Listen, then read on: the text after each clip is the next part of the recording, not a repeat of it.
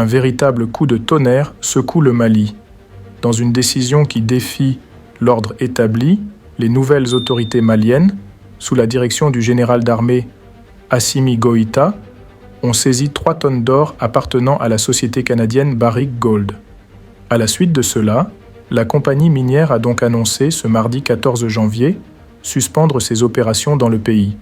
Cet acte historique marque un tournant dans la lutte pour la souveraineté économique du pays, mais il soulève également de nombreuses questions. Pourquoi ce bras de fer avec l'un des plus grands géants miniers au monde et quelles en seront les conséquences?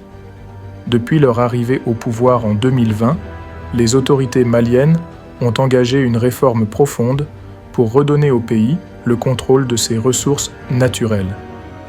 Une stratégie claire a été mise en place: renégocier tous les contrats miniers pour s'assurer qu'ils soient favorables au Mali.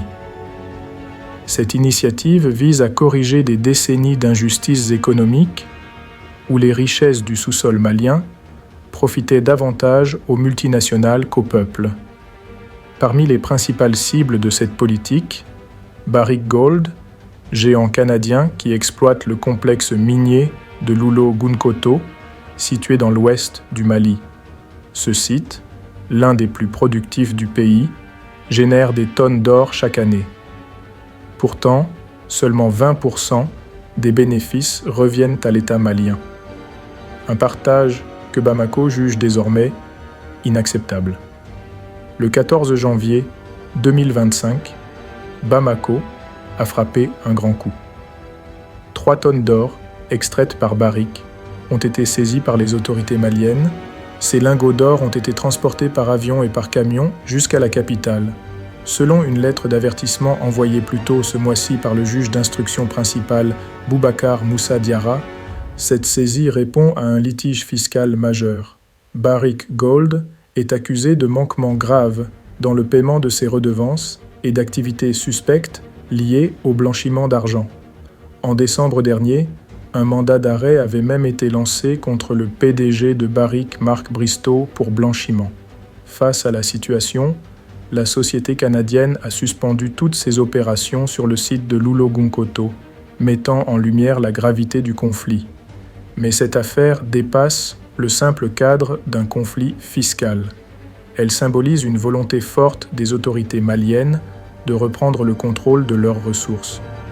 Barrick Gold, de son côté, a tenté de calmer les tensions en proposant un règlement financier de 370 millions de dollars. Une offre qui montre à quel point la compagnie souhaite protéger ses intérêts dans un pays où elle détient une position stratégique. Pour de nombreux Maliens, cette saisie est perçue comme un acte de justice. Elle reflète une nouvelle ère où le pays n'accepte plus d'être une simple terre d'exploitation pour des intérêts étrangers. Ce bras de fer pourrait également inspirer d'autres pays africains à suivre l'exemple malien. Mais cette décision audacieuse n'est pas sans risque. Elle pourrait affecter les relations diplomatiques du Mali, refroidir les investisseurs étrangers ou encore exacerber les tensions avec les institutions internationales. Ce geste fort de Bamako envoie néanmoins un message clair. Le Mali entend désormais défendre ses richesses pour le bien de son peuple. Mais la route reste longue pour que cette souveraineté économique devienne une réalité tangible. La question demeure: cette saisie marque-t-elle une avancée majeure pour l'Afrique ou une stratégie risquée pour un pays en quête d'équilibre? Dites-nous ce que vous en pensez en commentaire. Abonnez-vous pour ne rien manquer de nos prochaines analyses sur l'actualité africaine et partagez cette vidéo pour élargir le débat. Ensemble, écrivons une nouvelle page de l'histoire du continent.